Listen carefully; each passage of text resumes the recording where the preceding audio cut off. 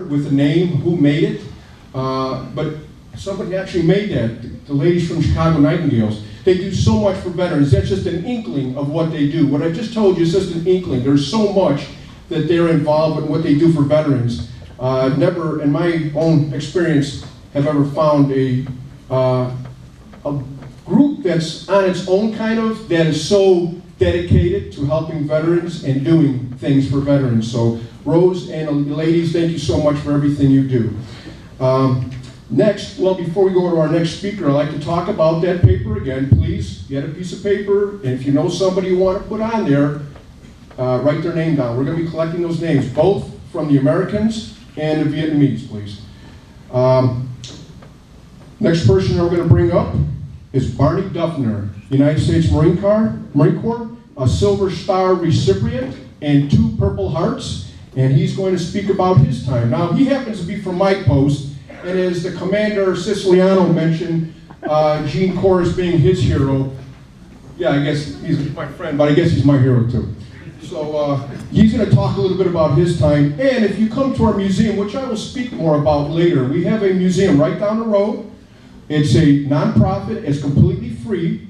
Barney has some very interesting items from the Vietnam War, which we have a Vietnam War section in the museum. In the museum we have from the American Civil War to Operation Enduring Freedom. So we have one Vietnam section. Some of the items are Barney's, and you'll also be interested to know that we have an 8x4 South Vietnamese flag hanging on the ceiling that actually flew off a US Navy destroyer in the early 70s. And we acquired that through somebody within the community. So after today, I'll talk about it a little bit more before we end up, so you'll know where to go and check it out. But Mr. Duffner, you ready? All right, sir. Here you go. I'm going to try and get through this. Anyways, in 1966 of April, I was a junior in high school, and I sort of got fed up with everything. So I went into the Marines. I dropped out in March, and I was in boot camp in April. 3 years in the Marines, went to boot camp. They rushed everything through at the time, 8 weeks. Then they had a thing called ITR, which is Individual Training Regimen at the time. And it just did a few other things that you normally wouldn't do, maybe throw a hand grenade, shoot an M60 machine gun, and a couple other things you might not be able to do. Then they sent me to Camp Lejeune. My primary MLS was 1371, heavy equipment mechanic. And there's a rush course too. Everything's 8 weeks. I don't know why, but everything's 8 weeks. Then they had Army guys come from Fort Bragg, North Carolina, and it was Fort Bragg, not Fort Benning, Wojo knows. And they asked for guys because they had to fill, they had a quota or something.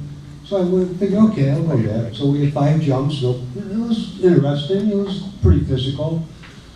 And then I got orders for Camp Hansen, Okinawa, godforsaken place.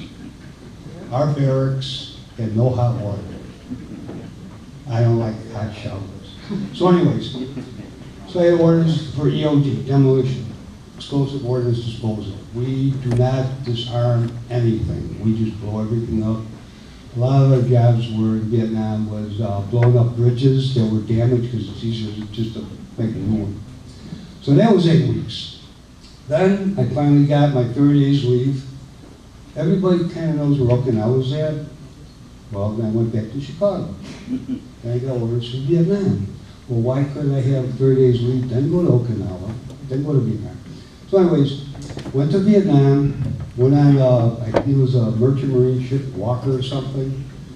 20 days, very interesting, food was fantastic. Mess hall was pretty empty, everybody's sick, didn't bother me. So we get to Da Nang, they flew me to my home base, Dang Ha, 11th Engineer Battalion, service company. And they lined me up with 2 other Marines. One was a PFC, I was a Lance Corporal at the time, and a sergeant. They go, well, we looked into it, we don't need no more heavy equipment mechanics, so we're going to do your second MLS. And we need a corporal. This is how the Marines did it back then. You're a corporal. So I made corporal. I won't get into that too much. You know the story, I won't get into it. So then, the first Purple Heart, if a lot of people don't realize it, it's called McNamara's Line. It's from Laos to, I think, a base called Geolin, if I'm not mistaken. It was supposed to stop the Viet Cong and the NBA from supplying the VC with supplies and stuff. Well, it didn't work too well, I guess. And the second day, we're clearing stuff, and my basic job at the time, I was riding a shotgun and a bulldozer. Well, if people are shooting, you can't hear nothing. And the driver of the bulldozer, I was strapped in, I had my bipod with M60 machine gun on, and all of a sudden I heard the guy screaming. I thought he got shot. It was later on I found out that he had some bamboo, and the bamboo's really thick, some of them. He lived, but cut him pretty good. Well, the assault pack we had, I think it was 100 rounds, so I let loose on that thing. So everybody shoot, but nobody shooting back. So then I think the following day, we're getting hit very little gunfire, and some mortars were coming in and stuff. And something hit in front of me, I don't know what it was, and it knocked me back, and the cordman grabbed me, and I tried to get my 45, because I didn't know who it was. And I finally got my 45 out, and I said, you better start talking. He says, don't shoot, don't shoot.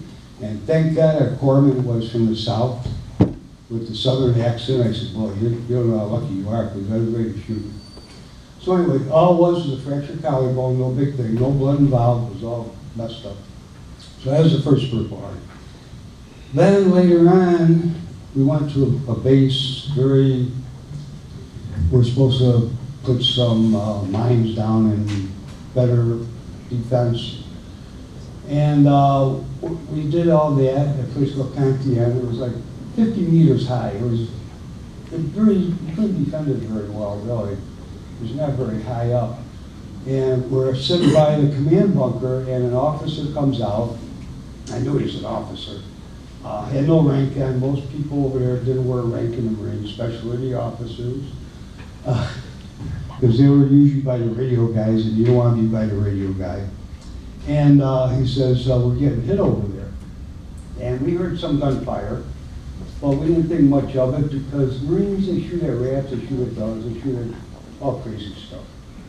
So we go running, he says, you have to go fill a hole over there. I said, sir, we're EOD.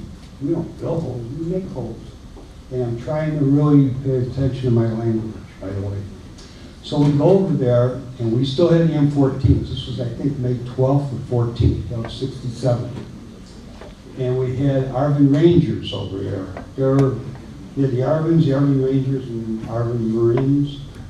And I think that's about all they had.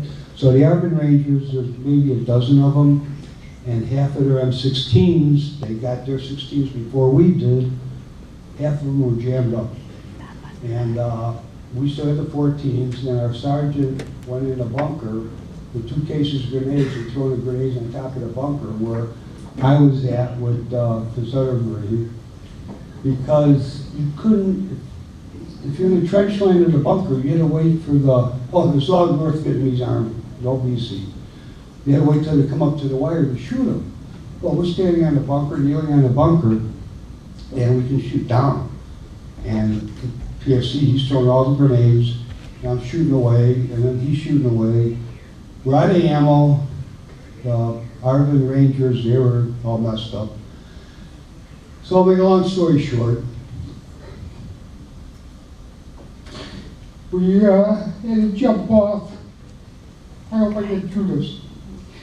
We had to jump off in the long story short, I was all messed up. Yeah, I'm okay. Make a long story short, I had 2 broken hands because we were out in combat, and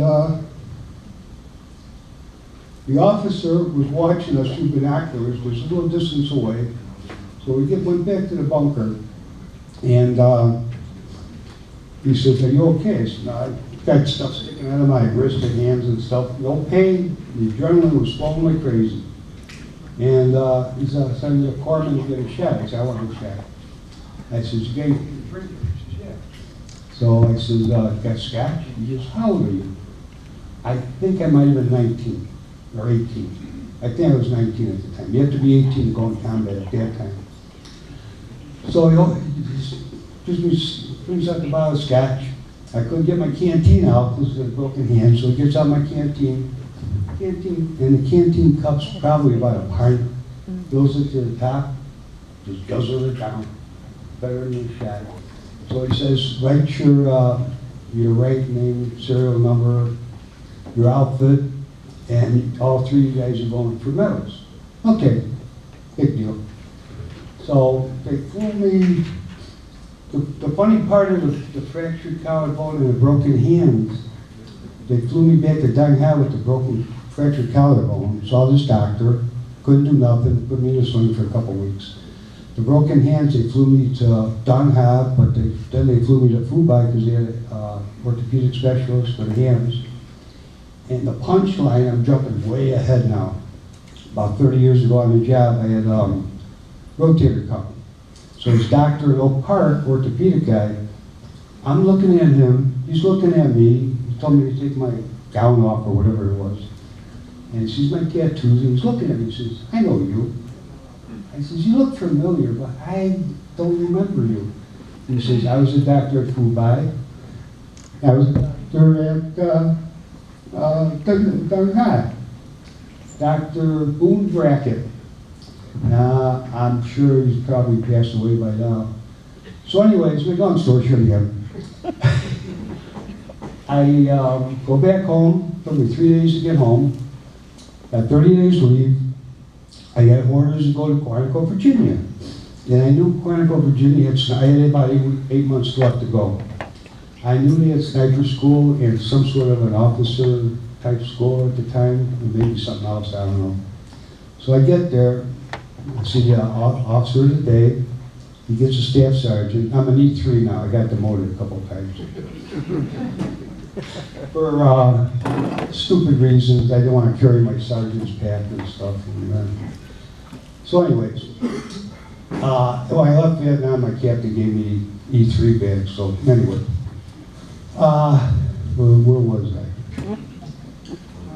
Oh, I was at Quantico, Virginia. Staff sergeant brings me, I says, what am I doing here? He says, I'll let you know tomorrow. First we're going to the armory, you get an M14 and a 45. And when you're on duty, the 45 will be loaded, chambered and everything. I said, what for? We're on base.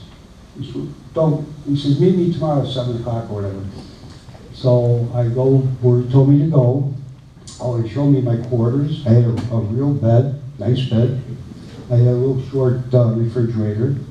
We had no microwaves back then. So I had a hot plate, I could make coffee or whatever I wanted. Food was all right, not as good as that American Marine ship though. So anyways, I go meet him, and I see him, and there was like 4 groups, maybe 10 or 12, with the trainer. So he says, I'm going to be with the instructor. So I go up to him, and he says, you're going to be an instructor? I go, really? He says, all these guys are FBI guys. I go, get out of here. Clean cut as you could possibly be, and young. So anyways, make long story short again, I had 4 different groups, and we went out all the time, and I was 20 years old at the time. And we're around base in Virginia, and it's 21 to drink, and I do drink. And I went with like 3 guys most of the time. And they order their drinks, they come to me, the waitress comes to me, says, what would you like? It's Coke or Pepsi. And at that time, I don't know if I had a purple, silver star or not, some of the groups. So I ordered, they said, order what you want. It's okay. Highball, glass, 1 ice cube, filled top with scotch. They're paying the best scotch you got. So some nights, I don't know how we got there. They were really nice guys, even though they had those little 38 special snub nose, and they could shoot for them. I mean, I was shocked. So anyways, about the second group or the third group I had, they called 40 instructors up, and we only had 4 instructors. And they're all Vietnam vets. And one guy, if I remember right, did get a Navy Cross. And I think the other 2 guys might get a Bronze Star with a V. Make a long story short, he reads out the citation. I won't say exactly what I said, but now I'm at attention.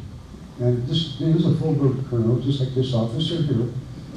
And I said, maybe I said, holy shit, really? He says, Marine, you're at attention. And he screamed in my face. I mean, like I was a boot or something like that. So anyways, then we went out, and sometimes we had such hangovers, I wouldn't do nothing. I said, let's go out and hide somewhere. So that's about it. And the only trouble I had when I came home, is it Class A uniform? Class A uniform like the officer has. I had a halachishka, that's a religion of some sort, dressed in a white robe, bald with a ponytail, and he sort of gave me a hard time. And I said something to him, and I heard somebody laughing behind me, and it was one of my friend's fathers, Sergeant Mr. McGahey, Chicago cop. So we went to the bar, had some drinks. He drove me home, and at the time I lived in Skokie. He drove me home to Skokie. Before we got home, he says, hey, you're in the house. I said, I doubt it, like 13 months. So he stopped and got a case. We had a few more, and he's in uniform. And that's about the end of the story. Okay.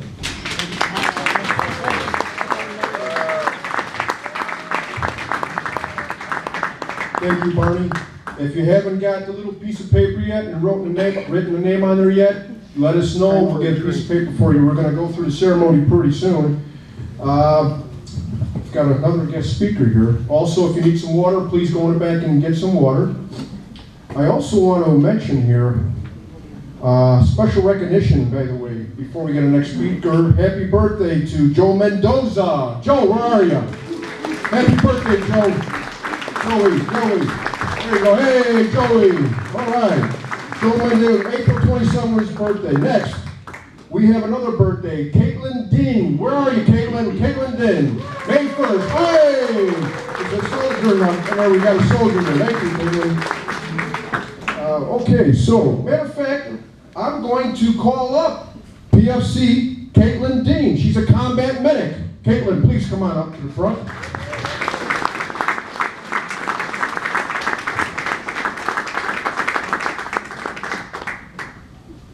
He's putting you on the spot. Caitlin, all I want to ask you is a few things, or if you could tell us a little bit about your, you just joined the Army. When did you go in the Army? When did you just join up? When did you join up? When did you sign the papers?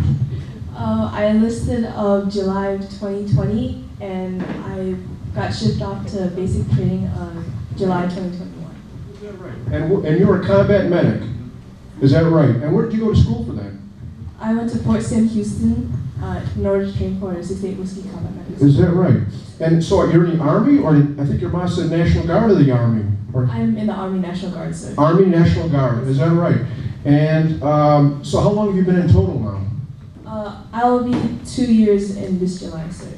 Is that right? Very good. Congratulations, Caitlin. Anybody like to ask Caitlin questions here? If you don't mind, you sit on the spot. You Caitlin, right? Anybody like to ask you some questions? By the way, so you get a picture of me with Caitlin up here.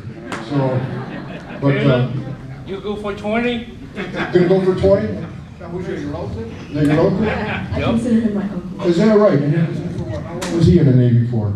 I'm not sure, sir. Okay. How long, sir, were you in the Navy? 5 years. 5 years, outstanding, very good. Hey, along with Barney. Thank you so much. You know how to use that acting? Thank you so much, Caitlin. Thank you, Caitlin. Thank you, Caitlin. Oh.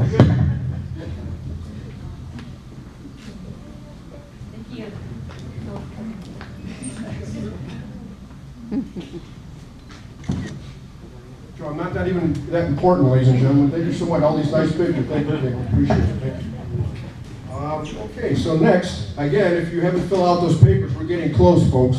Excuse me, George. Getting right there. Getting close here, and if you haven't gotten your water, please get the water. Next person we're going to have come up is we're going to have Marine Corps Colonel David C. Jasforski. Sir, did I pronounce that right?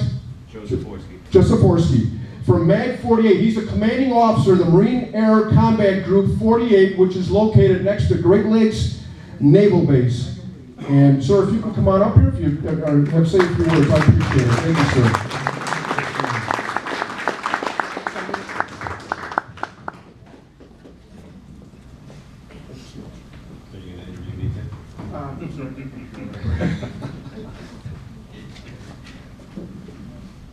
Good morning, and thank you to Mr. George Mulvaney from the Marine Corps League for the invite to join you today.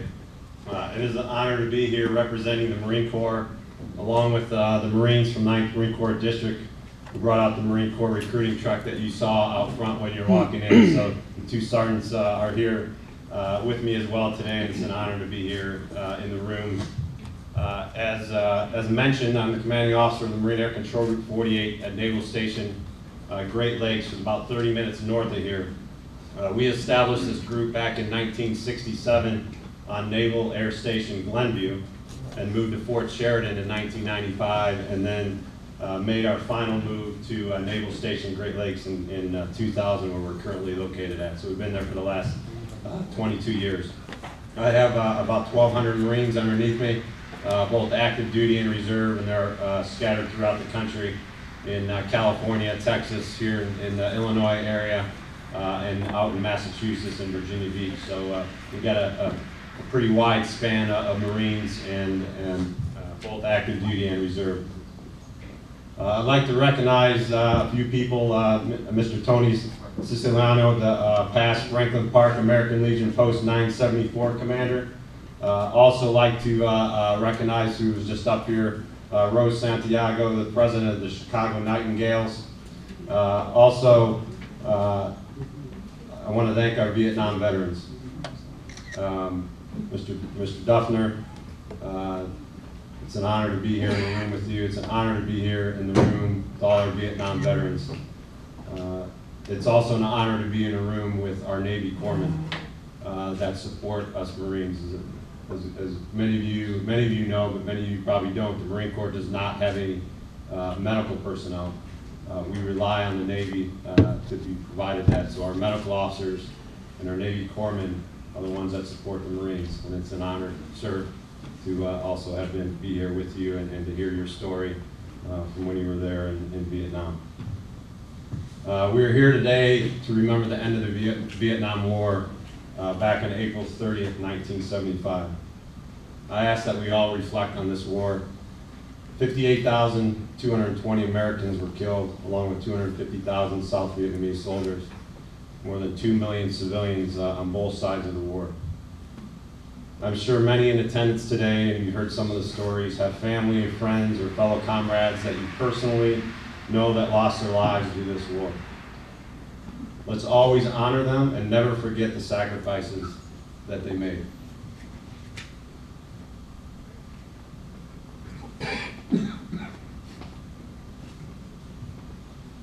I'm not going to talk about the war too much, but I just do want to share about one specific thing about leading up to April 30th, 1975, and Operation Frequent Wind was the final phase in the evacuation of American civilians and at-risk Vietnamese from Saigon, South Vietnam, before the takeover of the city by the North Vietnamese People's Army of Vietnam in the Fall of Saigon. The operation was carried out on April 29th and 30th, 1975. More than 7,000 were evacuated by helicopter from various points in Saigon. The last 2 U.S. servicemen killed in action of the war were from the U.S. Marine Security Guard Saigon Detachment. Corporal Charles McMahon and Lance Corporal Darwin Judge on April 29, 1975, as they were protecting the defensive line along the perimeter of the Defense Attaché building on Tan Son Nhut Air Base. This is our duty as Marines to help keep their selfless sacrifices and all others at the forefront to never forget their sacrifice in the defense of our nation. Finally, As I look around, and I like to talk about this wherever I'm at, it doesn't matter if I'm in front of Marines, I'm in front of sailors, I'm in front of civilians. As I look around, I see such a diverse group of people, of individuals in the room. Different color, different ethnicity, different gender. I'd like to challenge all of us and lead a life of treating people with dignity and respect, no matter the difference in culture, race, ethnicity, and beliefs. See the good in all people, build up those around you, and create an environment of inclusiveness. This has gone a long way in my leadership style throughout my Marine Corps career that started back in 1997. I want to thank everyone here for listening. Thank you for having me here today. And for those Marines that are in the room, I know there are many of you, Semper Fidelis.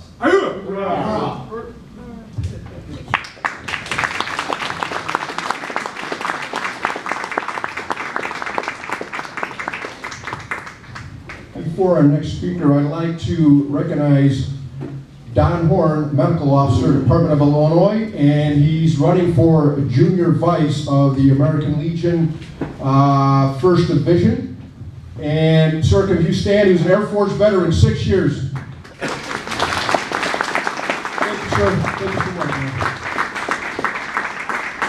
A couple of personal things I want to mention. By the way, so the Colonel mentioned about those 2 Marines, and I'm proud to say I'm also a former MSG Class 2-81. And so when I first got to school in 81, we learned a lot of Marine Corps history as wherever you go in the Marine Corps. And of course, we learned about the 2 Marines here and the details. And I will tell you that it took 1 year, to get Lance Corporal Judge's remains out of Vietnam. And it had a lot of diplomatic maneuvering.